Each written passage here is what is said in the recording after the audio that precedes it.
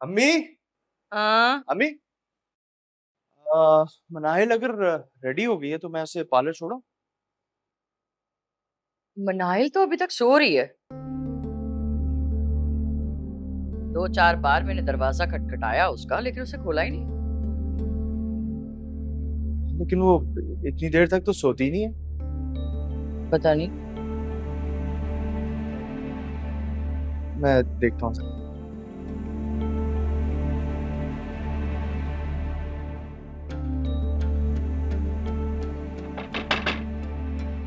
मनाहिल। मनाहिल।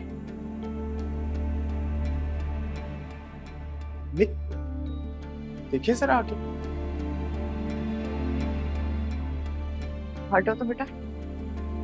मनाहिल। दरवाजा बंद है क्या? नहीं, खुला हुआ है। मनाहिल।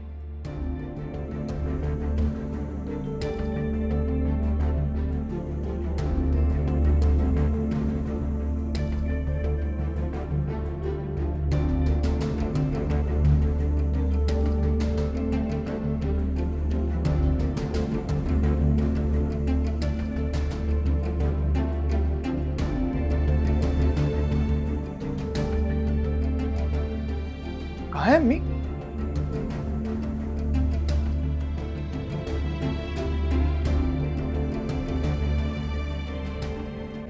पता नहीं कहाँ गई है। अम्मी लॉन में ना बैठी हो, मैं वहां देखता हूँ, आप बाहर से में चेक करें।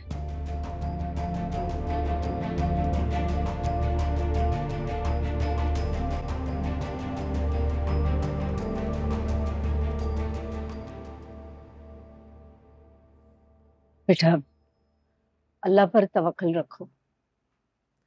उसने यकीनन तुम्हारे लिए बेहतर सोच रखा होगा, तभी तो वक्त से पहले उन लोगों की नीयत तुम्हारे सामने जाहिर हो गई।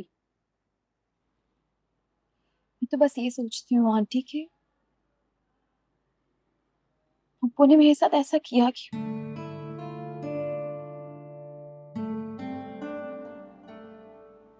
इस बात का मुझे अफसोस है कि उनसे तो मेरा खून का रिश्ता है। उनके मरहूम भाई की इकलौती निशानी हूं मैं। फिर भी आज तक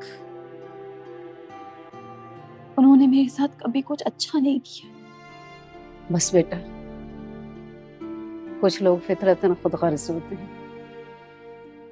वो हर रिश्ता अपनी गर्ज के लिए निभाते हैं।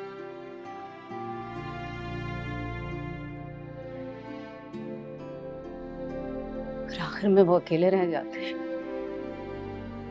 तुम बिल्कुल परेशान ना हो। अल्लाह पाक तुम्हें तुम्हारी नेकियों का सिला जरूर देंगे। अस्सलाम वालेकुम माँ। वालेकुम अस्सलाम। राहिल, कॉल आई है किसी की? नहीं बेटा, अभी तक तो कोई खबर नहीं। हैरत की बात है, अब तक तो उन लोगों को पता चल गया होगा, फिर किसी ने कॉल क्यों नहीं की? मेरा फोन बंद है, किया भी होगा तो ऑफ मिला होगा। माँ, मुझे तो इस बात की टेंशन हो रही है कि आज की फ्लाइट है मेरे जाने के बाद अगर वो लोग यहाँ आ गए तो क्या करेंगे आप लोग? नहीं बेटा, तुम हमारी फिक्र बिल्कुल ना करो। मैं यहाँ हूं ना, मैं संभाल लूंगी। और आप मेरी तरफ से भी मुतमईन हो जाए। अब मैं उनका सामना कर सकती हूँ। मगर चाहती हूँ कुछ टाइम उनसे दूर रहूं, ताकि खुद को संभाल सकूं। क्योंकि मेरे साथ जो हुआ है ना आंटी, वो बहुत शॉकिंग था।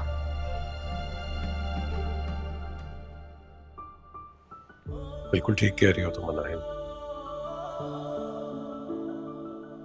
वैसे भी तुम्हें उनसे बाज पुरस का हक हासिल है।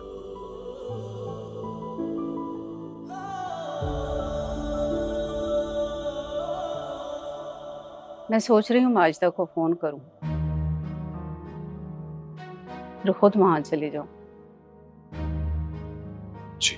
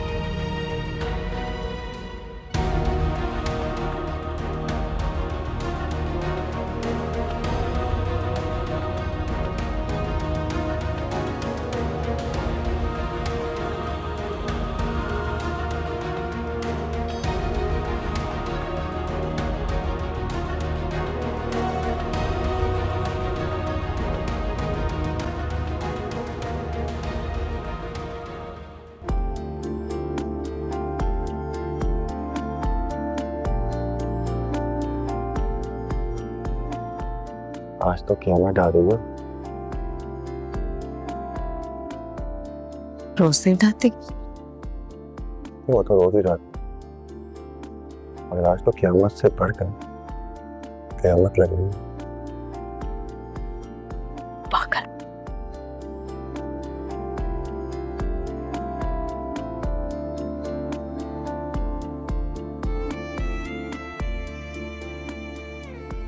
आपकी इजाजत हो तो निकाह शुरू करें।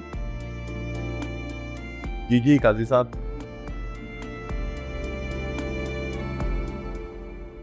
कहाँ चली गई है ये लड़की?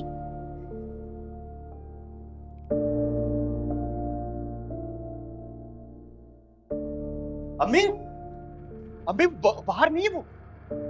हाँ मैंने भी देखा है। उसे कॉल तो करें। किया है मैंने फोन उसको, फोन तो बंद आ रहा है उसका।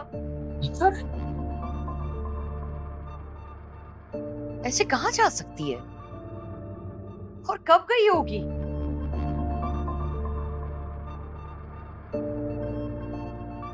कल रात तक तो बिल्कुल ठीक थी, अच्छा भला खाना खाया हमारे साथ, फिर चाय पी के अपने कमरे में गई थी सोने के लिए। मूड भी सही था उसका। हाँ ना, मैं भी रात को लेट उठा चाय बनाने के लिए, तो किचन की तरफ आया तो उसे यहाँ देखा मैंने। डिस्टर्ब नहीं किया मैंने उसे। क्या सोच रही थी, क्या दिमाग में था उसके? अगर उसे ये शादी नहीं करनी थी ना तो मुझे बता देती, इस तरह घर से भागती ना।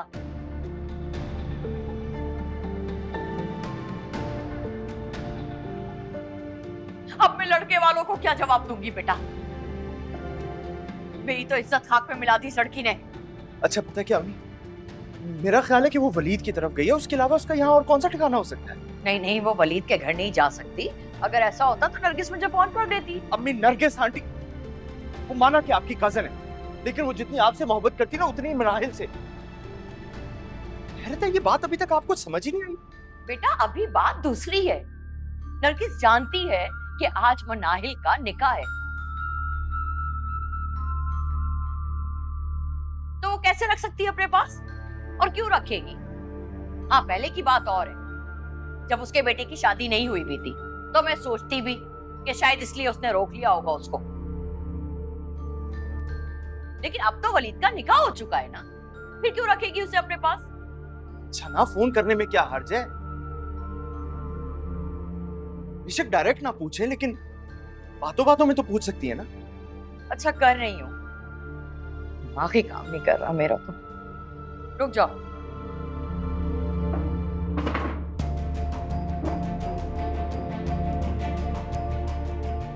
बेल जा रही है। आज तक का फोन आ। माँ बहुत ध्यान से बात कीजिएगा उनसे।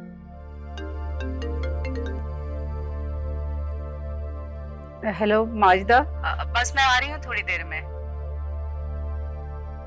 मैं जानती हूँ तुम मेरा इंतजार कर रही है। वो दरअसल वलीद चला गया रात इस्लामाबाद स्वयं के लिए ना, तो मुझे ड्राइवर के साथ आना है, इसलिए थोड़ी देर हो गई।